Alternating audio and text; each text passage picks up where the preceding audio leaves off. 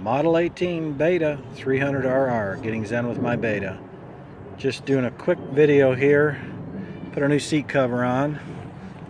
This is the Guts Racing, and I had to put it on for no other reason than the first one I put on from the folks at Moto Seat wore through right here. This wasn't due to crash. The rest of the seat cover's fine. It's actually, I think in my opinion, just not the best material on the side here as possible. It was a gripper style seat.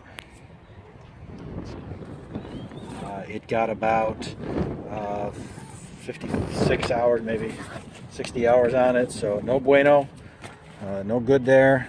Wore through, definitely wasn't crashed. That popped that through. That was just my legs there, so no good there. This one here is a really grippy seat with a real heavy material here. That's a Naugahyde or whatever that is. And then the factory seat is actually quite interesting. It's got an elastic on it. That came off. That's brand new. I think that got one ride, and I got rid of that. It was just way too slippery for me. And it's that neon orange. You can see the difference. Or neon red. But that's it. So new seat cover. It's got a ride on it so far. Like it. Nice seat cover. Let's see if it holds up better than the last one. Thanks much. Keep subscribing.